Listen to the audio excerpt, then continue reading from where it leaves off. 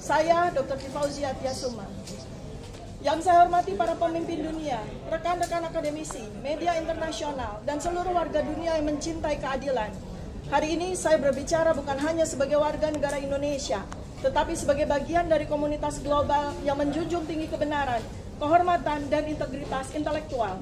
Indonesia, negara demokrasi terbesar ketiga di dunia, tengah menghadapi krisis moral yang sunyi namun sangat menentukan.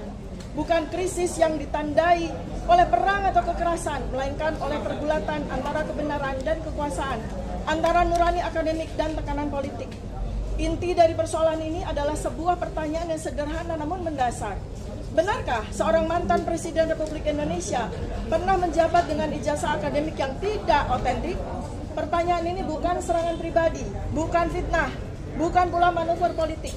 Ini adalah panggilan moral dan konstitusional yang diajukan oleh kami para akademisi, peneliti, dan intelektual yang menjalankan tanggung jawabnya untuk mengkaji, mempertanyakan, dan mengungkapkan kebenaran.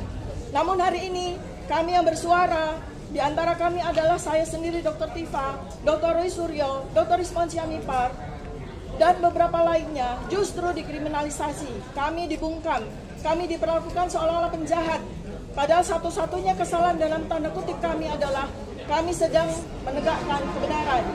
Kami tidak bertindak sembrono, kami tidak menyerang, kami menggunakan pendekatan akademik. Dan motivasi kami adalah menjaga kehormatan Republik. Ini adalah contoh nyata dari penindasan terhadap para whistleblower. Sebuah presiden berbahaya, bukan hanya bagi Indonesia, tetapi bagi demokrasi di seluruh dunia. Kami tidak meminta dunia untuk campur tangan. Kami hanya mengundang dunia untuk menyaksikan, untuk mencatat, untuk mendengarkan. Karena kebebasan akademik dan hak untuk berkata benar adalah nilai universal dan dilindungi oleh undang-undang internasional. Dan ini tidak terikat oleh batas negara. Kami memohon kepada sahabat-sahabat kami di PBB, di universitas-universitas dunia, di organisasi hak asasi manusia internasional, beri ruang bagi kasus ini. Sadari bahwa harga dari diamnya suara nurani jauh lebih mahal daripada ketidaknyamanan politik sesaat. Rasulullah Muhammad SAW pernah bersabda, katakanlah yang benar walau itu pahit. Dan dalam tradisi keadilan global, kita mengenal ungkapan, lengkung semesta moral itu panjang tapi ia condong menuju kebenaran. Semoga ia kali ini condong ke sini dan semoga saatnya adalah sekarang.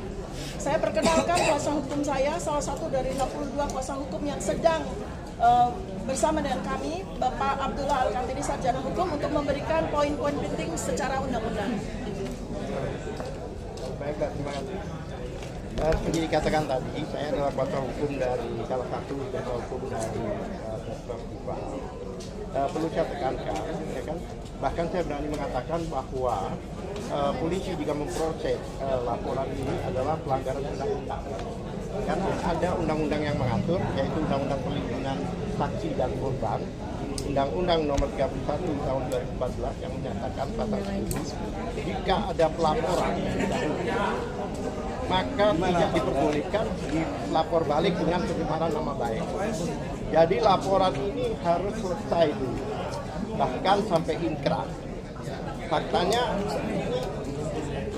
pada saat TPUA sudah melaporkan tanggal 9, Pak Jokowi baru tanggal 30 April kemarin melaporkan. Sedangkan ini belum diproses. Ya kan?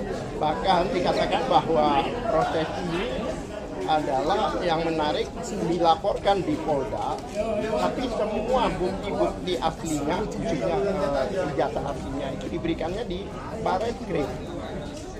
Kan berarti mengakui kan bahwa lapor lebih dahulu sudah diproses lebih dahulu dan kemarin sudah dikembalikan. Nah, biasanya kalau sudah disita itu tidak dikembalikan. Ya kan, bagaimana disita setelah itu dikembalikan.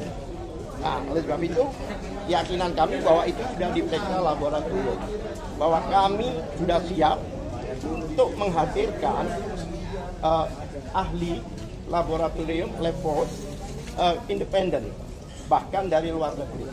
Kami keberatan jika itu diumumkan bahwa itu tanda kutip asli, padahal kami akan dan sedang memproses untuk menghadirkan ahli lab dari luar negeri. Ya kan? Bahkan saya berani mengatakan dia pelanggaran undang-undang. Kenapa dia didulukan yang di sana? Karena mungkin beliau lebih baik berhadapan dengan jaksa daripada berhadapan dengan luar negeri. Karena kalau seandainya pelaporan awal itu mereka berhadapannya dengan JPU.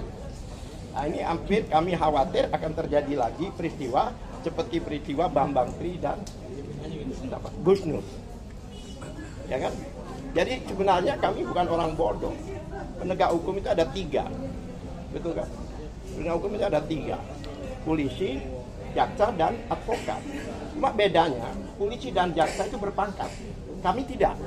Seandainya kami berpangkat, mungkin sebagian besar dari kami itu bintang 3 semua. Jadi jangan dianggap kita orang bodoh. Ya kan? Kita siap untuk menghadapi dimanapun juga. Tapi kami akan ajukan ke manapun juga, baik itu ke DPR, ke Kompolnas, Komnas HAM, Irwasum, dan sebagainya. Bagaimana ini ada pelanggaran undang-undang didiamkan. Dan ini bukan pertama kali. Saya sudah pengalaman dalam hal ini, karena bertahun-tahun saya menangani kasus yang sama seperti ini. Terima kasih.